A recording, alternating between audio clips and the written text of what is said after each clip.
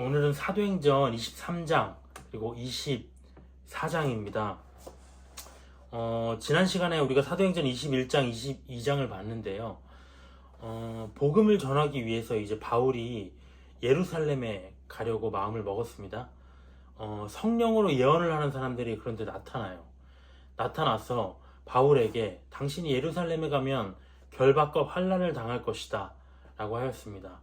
주님의 길을 가는데 고난이 있을 것이라고 누군가 예언한다면 갈 사람이 누가 있겠습니까? 그런데 바울은 그러한 예언을 듣고도 예루살렘으로 가기를 원했습니다. 왜 그랬냐? 물론 하나님의 소명을 본인이 알고 있었겠지만 성령이나 예수께서 나타나셔서 예루살렘으로 가지 말라고 하셨거든요. 그럼 무엇 때문인가? 형제 사랑 때문이었죠. 동역자들은 바울을 가지 못하게 하려고 계속해서 설득했지만 바울의 마음 안에 동족을 향한 구원의 열망이 꺼지지 않았다는 겁니다. 우리가 누군가 믿지 않은 자를 전도하려고 할 때 믿지 않은 가족들이 우리 앞에 있지만 바울과 같은 열정을 갖지 못한다는 것이죠. 바울은 그들이 자기 동족이지만 친족은 아니거든요. 근데 그 민족들을 향한 열망이 있었어요. 복음을 향한 열망이죠. 이방인뿐만 아니라 하나님의 택한 백성, 우리 유대인들이 구원에서 떨어져 나가는 모습을 견딜 수 없었기 때문에 그에 반면에 우리는 믿지 않는 사람들에 대하여서 이들을 전도하기 위해서 어떠한 열망을 가지고 있는가 스스로 반성해 보게 됩니다. 그 열망은 근데 사실 누가 준 것일까요? 바울은 자신을 이렇게 얘기했거든요. 내가 성령에 매여서 예루살렘으로 간다. 물론 성령의 예언으로 당신이 죽을 것이다 수없이 예언을 듣고 있지만 한편으로는 가지 않을 수 없다는 것이죠. 성령이 나를 메어서 예루살렘으로 끌고 간다는 것이죠. 예루살렘에 가면 죽을 것이라고 하는 것도 성령이시고요. 바울을 메어서 그곳으로 인도하시는 분도 성령이십니다. 무엇이 도대체 성령의 뜻인가? 무엇이 하나님의 뜻인가? 계속된 설득에 있었지만 바울이 고집을 꺾지 않았어요. 그러니까 동역자들은 뭐라고 하냐면 주의 뜻대로 이루어지이다 이렇게 하고 그쳤다고 합니다. 자포자기 같지만 자포자기가 아니에요. 가장 좋은 반응입니다. 내가 어떻게 하는 것이 옳은지 알 수 없을 때, 어떤 사람을 정말 전도를 하기 위해서 열망을 보일 때, 그 사람이 마음을 돌리지 않을 때, 또 어떤 사람이 나의 마음처럼 움직여지지 않을 때, 내 일이 내 뜻대로 풀리지 않을 때 내가 할 수 있는 가장 좋은 반응은 무엇인가? 주의 뜻대로 이루어지이다 라고 고백하는 것이죠. 왜냐? 주께서는 선한 분이기 때문에 주의 뜻대로 이루어지는 것이 가장 선한 길이기 때문에 우리의 인생도 마찬가지입니다. 근데 이런 말이 있죠. 수고하고 무거운 짐진 자들아 다 내게로 오라. 이 말씀을 저는 오랫동안 생각했습니다. 그런데 왜 예수님을 믿고도 왜 나는 여전히 수고하는 것 같고요. 무거운 짐을 진 것처럼 살아가고 있는가. 또 이런 말씀이 있죠. 나의 평안을 너희에게 주노라. 이 말씀도 오랫동안 생각했습니다. 왜 예수님을 믿고도 그분이 주시는 평안 속에 누리지 못하고 있는가? 무엇 때문일까요? 그것은 주의 뜻대로 이루어지기를 바라는 게 아니라 사실은 나의 뜻대로 이루어지기를 바라고 있기 때문이라는 거죠. 어떤 일에 대해서, 어떠한 환경에 대해서 내가 바라는 바가 있는데 말로는 주의 뜻대로 이루어지다 하면서도 내 마음속으로 내 만족은 내 뜻이 이루어질 때만 그것이 기쁨으로 찾아오기 때문에, 평안으로 찾아오기 때문에, 그렇기 때문에 나의 뜻이 성취되기 전까지는 계속 수고하고 무거운 짐을 져야 된다는 것이죠. 지고 있다는 것이죠. 나의 뜻대로 성취되지 않으면 평안하지 못하게 된다는 겁니다. 그래서 제가 할 일은, 또 우리가 할 일은 그런 말씀이 있잖아요. 나의 몸을 산 제사로, 거룩한 산 제물로 드리라. 제물은 말이 없죠. 죽음을 상징하는 것이잖아요. 아무 의지가 없습니다. 모든 발버둥을 다 멈추고 그분에게 인생을 맡겨야 되는 겁니다. 흘러가는 대로. 하지만 믿지 않은 자들처럼 흘러가는 것이 아니라 주님 안에서 소망을 품고 그분께서 내 인생을 섭리하고 계신다라는 믿음으로 맡기는 것이죠. 예루살렘으로 그렇게 돌아온 바울은 성령의 예언대로 율법주의자들한테 미움을 받았죠. 로마에 붙잡혔습니다. 오늘 23장에서는 바울과 유대교 사내들인 공회원들이 대지를 하게 됩니다. 23장 1절을 보도록 하겠습니다. 바울이 공회를 주목하여 이르되 여러분 형제들아 오늘까지 나는 범사의 양심을 따라 하나님을 섬겼노라. 양심을 따라 섬긴다는 건 매우 중요합니다. 형식적으로 섬길 수 있어요. 하지만 양심에 따라 섬긴다는 건 무엇입니까? 내 마음속에서 어떤 일을 행할 때 이것이 주님의 뜻인가 주님의 뜻이 아닌가 내 마음에 성령의 가책으로 다가올 때 그것을 분별해 가면서 회개하고 또 그 주님의 뜻을 쫓아가면서 양심을 따라 하나님을 섬겼다는 것이죠. 하지만 양심을 따라 섬기지 않을 수도 있어요. 형식주의로 변했을 때 내 마음을 돌아보지 않고 주께서 내 마음을 책망하시는 그 목소리를 듣지 않고 내 종교 의식대로 하나님을 섬길 때 그것은 양심을 따라 하나님을 섬기는 것이 아니죠. 우리 양심을 통해서 하나님이 자기를 섬기는 방법을 알게 하십니다. 왜? 우리가 느끼잖아요. 어떤 사람에게 성질을 내고 화를 내고 나면 크리스천이라면 마음은 편치 않습니다. 근데 그 양심의 목소리를 거부한다면 회개할 수가 없겠죠. 하나님을 섬긴다고 볼 수 없겠죠. 하지만 어떤 일을 만났을 때 어떤 행위를 했을 때 그것이 내 마음의 가책으로 다가온다면 회개해야 될 시간이라는 겁니다. 어떤 사람을 보고 구제해야 될 마음이 생겨난다면 구제해야 된다는 것입니다. 양심을 따라 바울은 모든 일에 하나님을 섬겼다고 고백합니다. 2절에 대제사장 아나니아가 바울 곁에 서 있는 사람들에게 그 입을 치라 명하니 사람들이 분노하는 거죠. 바울이 이르되 회칠한다며 하나님이 너를 치시리로다. 네가 나를 율법대로 심판한다고 앉아서 율법을 어기고 나를 치라 하느냐? 곁에 선 사람들이 말하되 하나님은 대제사장을 네가 욕하느냐? 바울이 이르되 형제들아 나는 그가 대제사장인 줄 알지 못하였노라. 기록하였으되 너의 백성의 관리를 비방하지 말라 하였느니라 하더라. 어찌 보면 바울은 얼마든지 대제사장을 책망할 수 있습니다. 왜냐? 바울은 예수님의 종이거든요. 하나님의 아들, 그의 보내신 자 사도인데도 불구하고 율법의 권위 아래서 세워진 대제사장에게 순종합니다. 사람들이 네가 감히 대제사장에게 책망을 하느냐? 라고 얘기를 했을 때 곧바로 회개를 했다는 것이죠. 양심에 어쩌면 소리를 들었을 겁니다. 먼저 공격을 시작한 건 대제사장이에요. 근데 바울도 그에게 회칠한 담, 위선자와 같다 이렇게 비방했습니다. 근데 그 사람이 대제사장인 걸 알게 되자 바울이 나는 몰랐습니다. 급히 사과를 하고 있습니다. 왜? 출애굽기 22장 28절에 재판장을 모독하지 말며 백성의 지도자를 저주하지 말라 하였기 때문에 이렇게 이 성경 말씀에 따라서 바울은 반응을 한 겁니다. 밧세바의 남편 우리아를 죽이기 전에 다윗도 상태가 좋았을 때가 있었잖아요. 그때는 어땠습니까? 사울의 옷자락만 베고도 마음에 찔렸다고 했어요. 그런 사람이었습니다. 옷자락을 베고도 마음에 찔려서 괴로워했던 사람.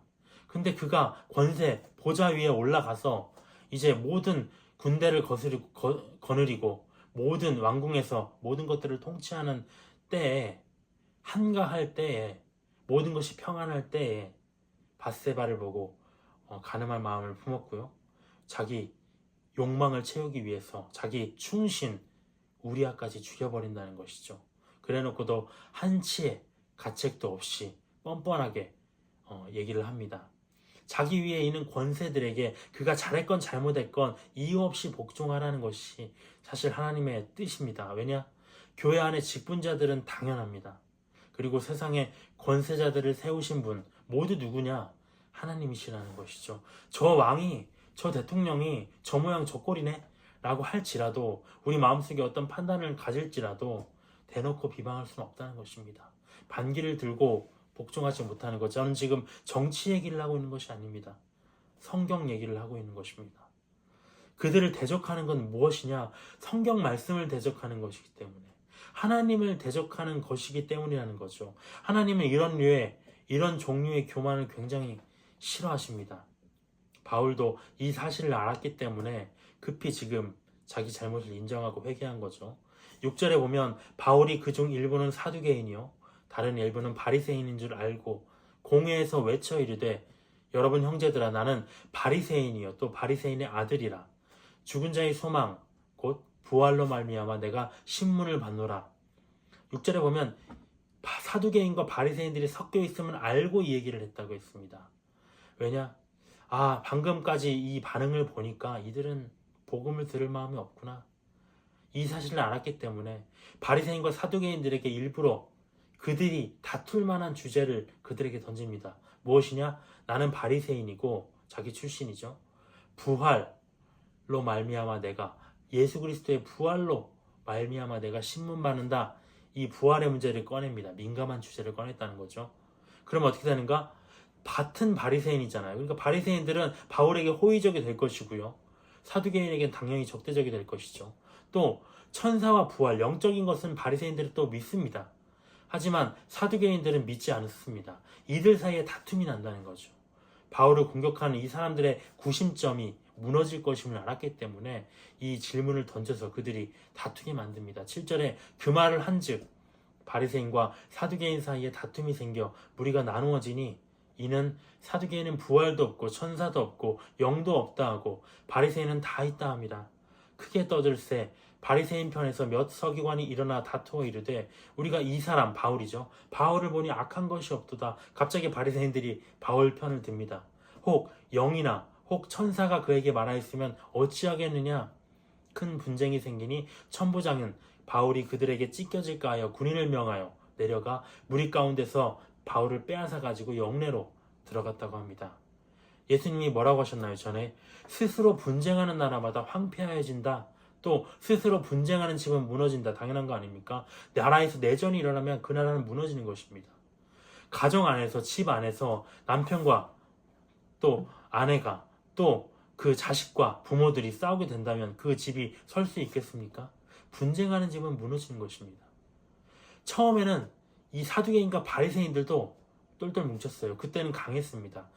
자기 공동의 목표를 가지고 거기에 집중할 땐 강했어요. 근데 그들은 스스로 분쟁하다가 분열했다는 것이죠.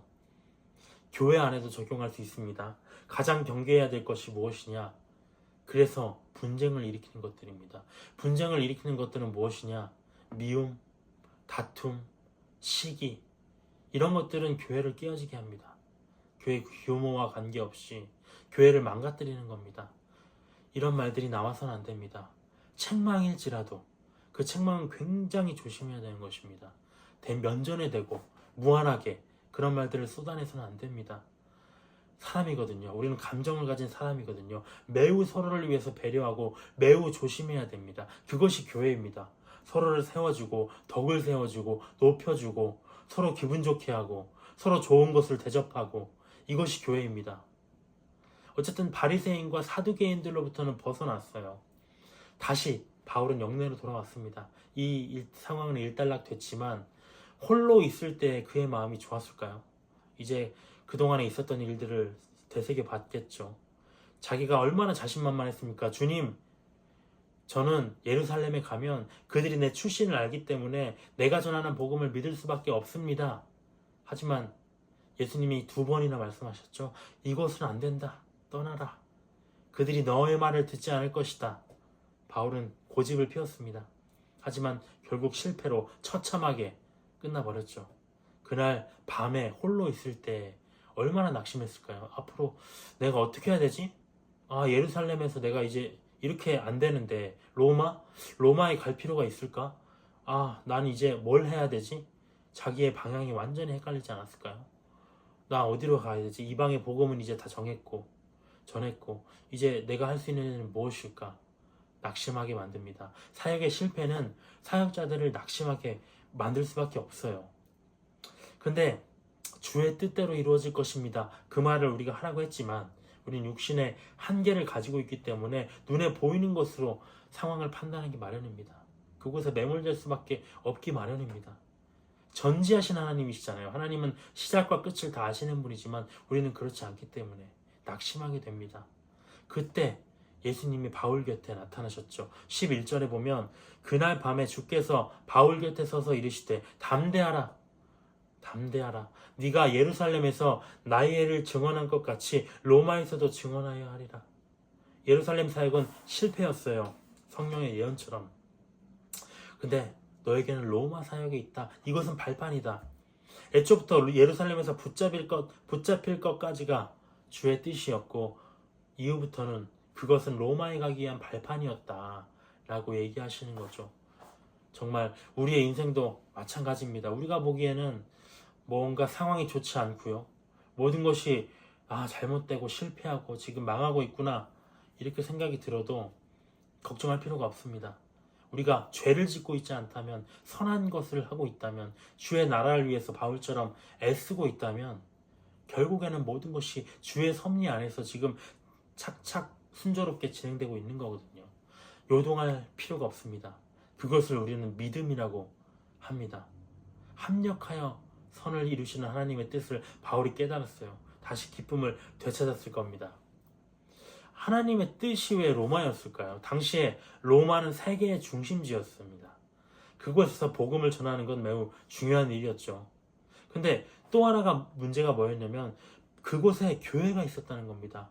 추정하기로는 오순절의 성령 강림 때 여러 가지 말로 방언을 했다고 하는데 여러 가지 나라의 사람들이 예루살렘에 모였습니다. 오순절에.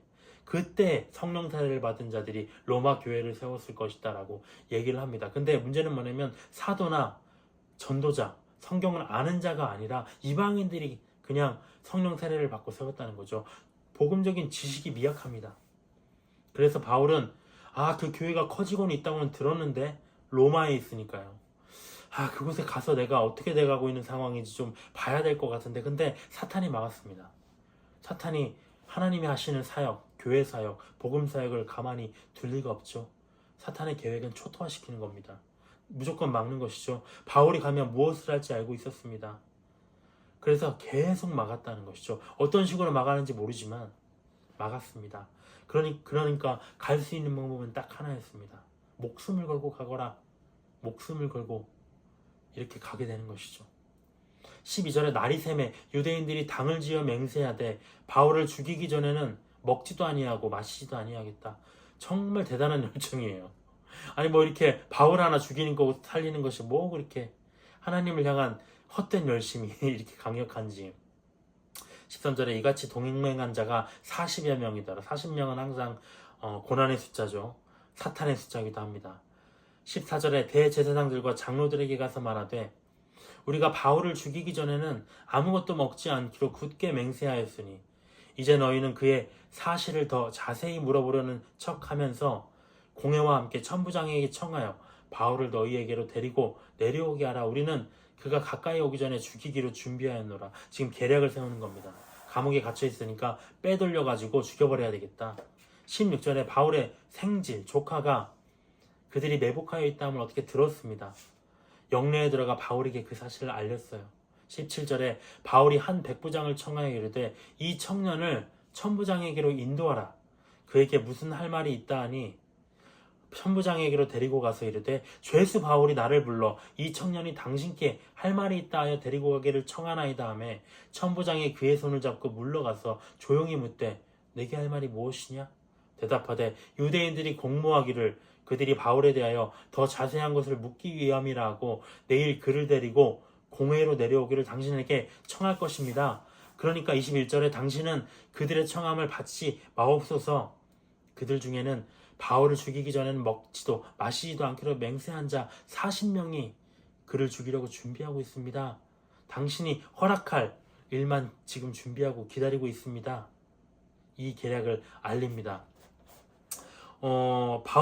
바울이 자기 목숨 부지하려고 지금 이렇게 알리라고 했을까요? 아니죠. 지금 방금 예수님께 사명을 받았습니다. 로마에게 가서도 나의 일을 증언하여야 하리라 담대하라 하셨거든요. 그러니까 지금 죽으면 안 돼요. 그래서 이제 복음을 증언할 때까지는 죽임당해서는 안 되기 때문에 살기 위해서 이제 천부장에게 이 사실을 알립니다. 이 뒤에서 이제 어떻게까지 궁극적으로는 이게 다 사탄의 방해잖아요. 유대인들을 동요시켜서 그가 로마에 가지 못하도록 죽이려고 하는, 어찌 보면 유대인들을 동요시켜서. 또 어떤 일이 있었나요? 우리가 알다시피 바울이 로마에 이제 죄수의 몸으로 로마에 가는 배가 파손되는 일까지 발생합니다. 얼마나 강력했는지 복음 사역을 막기 위한 사탄의 교회를 향한 공격은 얼마나 강력한 것인지, 이래서 예수님이 계속 말씀하셨죠. 깨어 기도하라. 계속 말씀하셨습니다. 22절에 그래서 청부장이 이 일을 나한테 말했다고 아무도 말하지 말라 한 후에 23절에 백부장들을 불러서 이제 이 사실을 알고 있으니까요. 가이사라에 이 바울을 보내야 되겠다고 생각을 합니다. 그래서 자기 군사들을 준비시켜서 24절에 총독 벨리스에게로 보내려고 한다는 거죠. 왜냐? 천부장 자기 선에서는 이제 이 정리가 안 돼요. 그러니까 유대 총독한테 보내야 됩니다. 왜냐? 이 사람은 로마 시민권자거든요. 자기가 이 사람들을 감당할 수가 없습니다. 유대인들은 일어나고 있지. 자기들은 바울을 죽이려고 일어나고 있지. 이 사람에 대한 처분 권한은 나에게 없지. 정말 자기가 이제 권한 받게 되는 거예요. 그러니까 유대 총독 벨릭스에게로 이를 보내려고 합니다. 그래서 편지를 써서 벨릭스에게 이제 26절에 보면 편지를 보냅니다. 27절에 벨릭스가 그렇게 무난하나이다. 이 사람이 유대인들에게 잡혀 죽게 된 것을 내가 로마 사람인 줄 알고 군대를 거느리고 가서 구원하였다가 유대인들이 무슨 일로 그를 고발하는지 알고자 하여 그들을 공회로 데리고 나갔더니만 고발하는 것이 율법 문제에 관한 것이지 우리 로마법에 따라서 죽이거나 그런 결박할 사유가 없습니다. 근데 이를 그냥 용납했다가는 또 유대교에 반발이 일어날 것 같습니다. 이걸 어떻게 처리해야 할지 모르겠습니다. 이 30절에 그래서 이 사람을 죽이려고 하는 관계가 있다고 해서 내가 당신에게로 보냅니다. 그리고 고발하는 사람들도 나에게 얘기하지 말고 권한 있는 총독 각각에 얘기하라고 얘기했습니다. 31절에 보병들이 명을 받은 대로 이 바울을 이제 호송해서 편지와 함께 벨릭스에게 보냅니다. 그리고 34절에 총독이 이걸 바울을 보고 길리기아 사람 로마 시민권자가 맞구나. 그래서 일단은 궁에 가둬두고 너를 고발하는 그 유대인들이 오면 내가 함께 신문을 하겠다 얘기를 합니다. 사도행전 24장을 보겠습니다. 다세오의 대제사장 아나니아가 어떤 장로들과 한 변호사 더둘로와 함께 내려와서 이제 내려오는 거죠. 총독 바울 앞에서 바울을 고발합니다. 2절에 보면 바울을 부르며 변호사가 이제 말을 합니다. 3절에 벨릭스 각하여 우리가 당신을 힘입어 태평을 누리고 이 민족이 당신의 선견으로 말미암아 여러 가지 개선된 것을 우리가 어느 모양이나 어느 곳에서나 크게 감사하리이다. 아부하는 거죠. 로마 총독에게.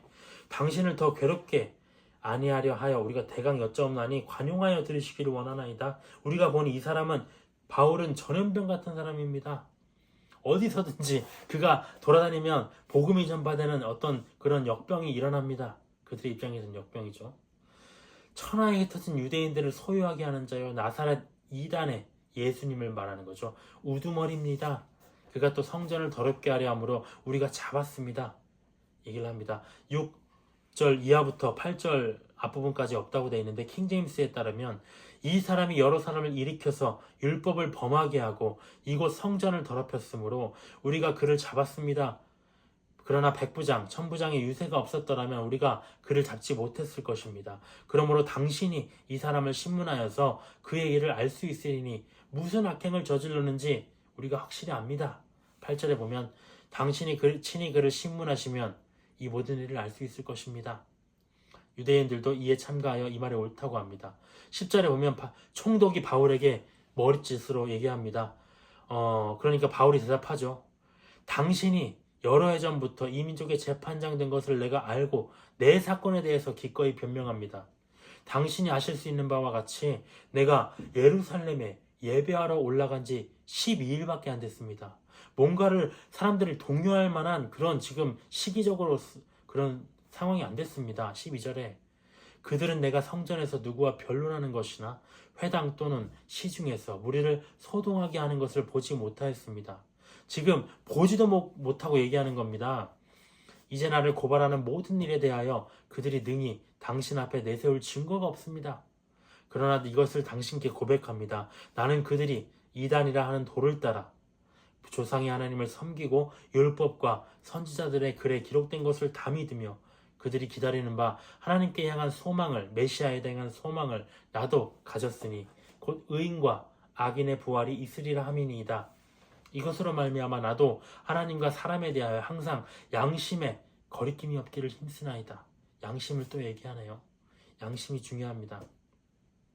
17절에 여러 해 만에 내가 내 민족을 구제할 것과 재물을 가지고 와서 드리는 중에 결례, 나실인의 정결의식이죠. 야고보가 시킨 대로 행하였고 모임도 없었고요. 소동도 없었고 성전에 있는 것을 다 봤습니다.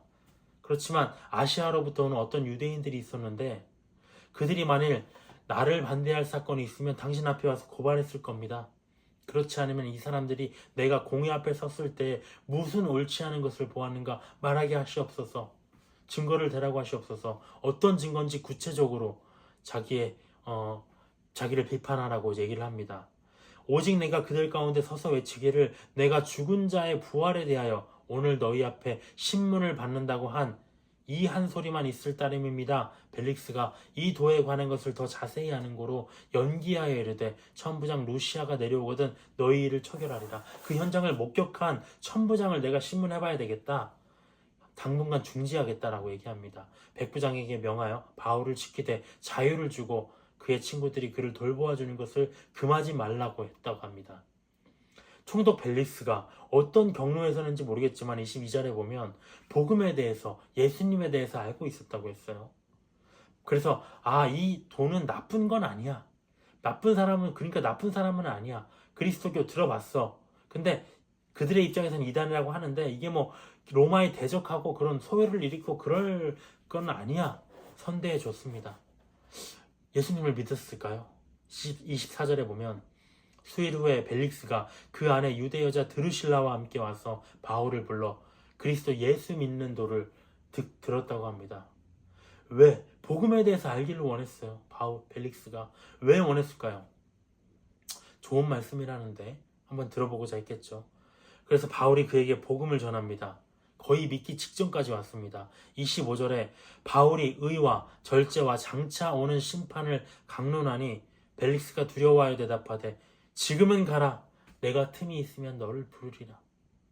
복음의 핵심, 의와 절제와 장차 오는 심판이다 얘기합니다. 의로움은 뭡니까? 예수님을 믿을 때 주어지는 것이죠. 절제는 무엇입니까? 예수님을 믿은 자가 육신의 소욕을 버리고 그분의 뜻대로 살아가는 것입니다. 그게 바로 절제죠. 육신대로 가는 게 아니라. 그렇지만 얼마나 우리가 사실 모든 면에서 절제하지 못합니까? 돈이면 돈도 그렇고요. 감정이면 감정도 그렇고요. 모든 면에서 절제하기가 쉽지 않습니다. 육신의 소욕을 자꾸 따라가죠. 성령을 따라서 행해야 되는데도 불구하고. 근데 중요한 건 무엇이냐? 절제하지 않으면 의와 절제와 그리고 장차 오는 심판을 받게 된다는 겁니다. 심판. 벨릭스가 깜짝 놀랐어요. 벨릭스는 좋은 소리, 좋은 얘기, 복음에 대해서 관심은 있었는데 예수님을 믿고자 하지는 않았습니다. 그냥 들어보고 좋은 얘기면 좀 받아들이고 싶었던 것 같아요. 근데 의와 절제와 더 나아가서 심판까지 얘기하니까 두려웠습니다. 의로움? 의로움이 뭘까? 절제? 나는 이 모든 것을 누릴 권세가 있고 이 세상의 육신의 정욕들을 다 누리면서 살고 있는데 절제해야 된다고? 또 심판이 있다고? 두려움을 느꼈지만 그는 회개하지 못하고요. 구원을 주신 예수님을 영접하지 못했습니다. 그래서 지금 가라. 내가 틈이 있으면 너를 다시 부르겠다. 그리고 끝내 그 틈이 있었나요? 그가 다시 예수님을 영접할 기회는 주어지지 않았습니다. 모든 것의 기회는 영원하지 않아요. 우리가 하나님의 심판대 앞에 갔을 때 누군가는 이렇게 얘기할 수 있습니다. 주님 좀 강력하게 복음을 전해주시죠. 제가 믿을 건 이거 불공평합니다. 주님. 왜 나에게 복음도 제대로 권면하지 않으셔놓고 그냥 흘리듯이 얘기해놓고 이렇게 심판하십니까? 아닙니다. 모든 사람들에게는 복음의 전함의 기회가 있습니다. 특히 요즘은 더더욱 그러하죠. 그러면 복음이 없었던 시대에는 어떻게 심판을 받을 것인가? 예수 그리스도도 몰랐고 율법도 몰랐던 시대에는 그들의 양심에 따라서 주께서 하나님께서 판단하실 것입니다. 그것은 우리의 관할이 아니죠. 문제는 뭐냐면 복음이 우리 앞에 다가왔는데 그것을 거절하는 것, 어떤 틈을 찾는다는 건 없죠. 그런 기회는 없습니다. 기회는 언제 주어지는가? 주님이 인도하시는 모든 상황들 속에서 충실하게 살아가다가 충실하게 반응하다가 나타나는 것이죠. 예수 믿는 자를 선대했어요. 벨릭스가 충실하게 행동했습니다. 그리스도교에서 들었을 때 호감을 가지고 있었습니다. 그렇게 모든 상황에 충실하게 반응하고 나갔을 때 그 마지막 순간에 그 복음을 전할 기회가 왔다는 것이죠. 하지만 그는 복음을 거부했습니다. 이 바울과의 만남을 그가 좀 더 충실하게 진지하게 임했다면 결과는 달랐겠죠. 26절에 동시에 또 바울에게서 돈을 받을까 바라는 거로 더 자주 불러 이야기하더라. 실상은 바울로부터 혹시 자기 풀어달라고 뇌물을 주지 않을까 바랬다고 합니다. 유대 총독이면 얼마나 권세가 컸을까요? 근데도 불구하고 돈을 밝혔다는 것.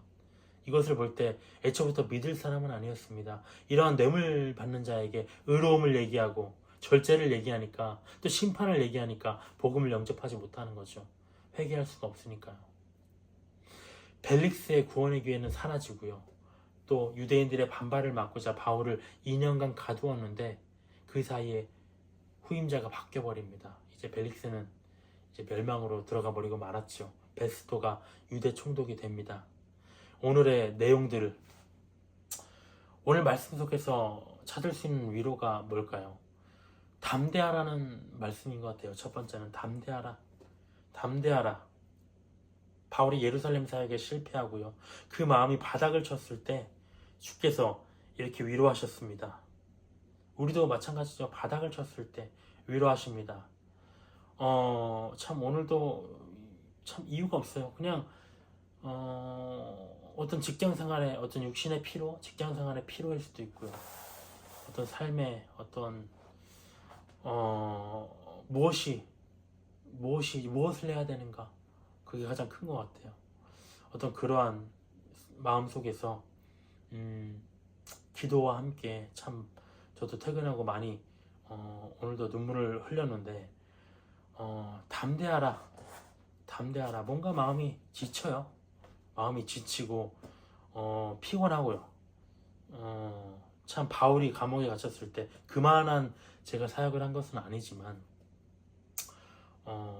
바울도 마찬가지 아니었겠습니까? 뭘 해야 될까? 예루살렘 사역 보기 좋게 실패했고 로마에서는 더더욱 이방인들에게 내가 뭘 전할 수 있겠는가? 라고 생각했을 때 주께서의 그 위로가 필요했던 것 같습니다. 담대하라.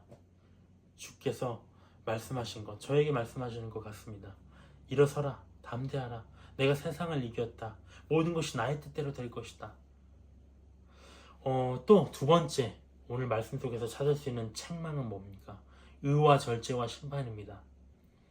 우리는 하나님 나라를 바라죠. 근데 우리의 의로움에 대해서는 생각하지 않아요. 공허한 외침처럼 주께서 오시기를. 하지만 예수님은 뭐라고 하셨느냐? 의에 대하여라 함은 내가 아버지께로 가니 너희가 다시 나를 보지 못한다 하셨습니다. 의로움의 길은 정해져 있는데 내가 아버지께 있어서 너희들이 그러한 의로움을 가지고 나의 나라에 와야 되는데 내가 너를 다시 볼 수 있을까? 네가 천국에 오를 만한 의로움을 가지고 있을까? 예수님은 의문을 표하신다는 것이죠. 우리에게. 그러니까 육신을 잊고 사는 동안 우리에게는 절제가 매우 필요합니다. 육신의 욕망뿐입니까? 모든 것에서의 절제입니다.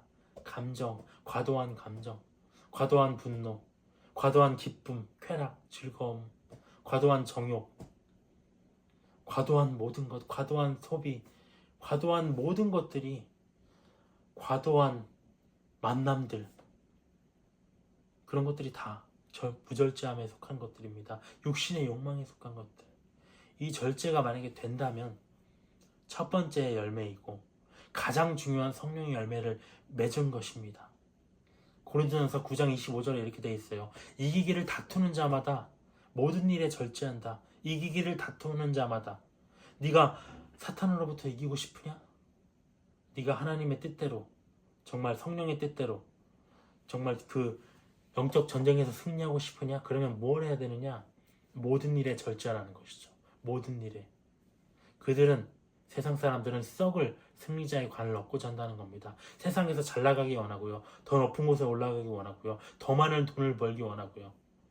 그들은 썩을 승리자의 관을 얻기 위하지만 너희들은 무엇이냐? 썩지 아니할 관을, 승리자의 관을, 면류관을 원하는 것 아니냐? 그러면 그 이기기를 다투는 자마다 모든 일에 절제하라고 합니다.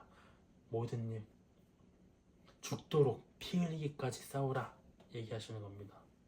오늘 이 말씀들 속에서 다시 한번 결단하면서 절제할 힘을 달라고, 또 낙심하지 않을 위로를 달라고, 주님께서 바울 곁에 서신 것처럼 제 곁에, 여러분 곁에 서서 우리가 가는 인생길에 동행하여 달라고 기도하면서 이 시간 마치도록 하겠습니다. 주님 감사합니다. 주님의 말씀 담대하라입니다. 왜 이렇게 세상은 우리를 위축되게 만들까요? 세상의 모든 사람들은 우리를 누르고 짓밟고 찢어서 우리의 신앙과 우리 마음속에 품고 있는 하나님의 나라를 말살하려고 노력합니다. 그 배후에는 사탄이 있을 것입니다. 그로부터의 영적 전쟁에서 우리가 승리할 수 있을까요? 오직 주의 능력으로만 될 것입니다. 주께서 옆에 서서 저희 손을 붙잡고 담대하라 하시는 주의 음성을 기억합니다. 성령께서 우리와 함께 하시고 낙심치 않게 하시고 모든 일에 의롭고 모든 일에 절제하는 생활을 영위할 수 있도록 우리를 인도하여 주옵소서. 모든 것이 주의 뜻대로 이루어질 것입니다. 우리가 선한 길을 향해서 달려가는 한 육신의 일들이 성취되지 않을지라도 우리는 썩지 아니할 하늘의 면류관을 차지하게 될 것입니다. 바울과 같이 복음의 나라를 위해서 달려가는 우리가 될 수 있도록 우리를 인도하여 주시옵소서. 이 시간을 감사드리며 우리 주 살아계신 예수 그리스도의 이름으로 기도드렸습니다. 아멘.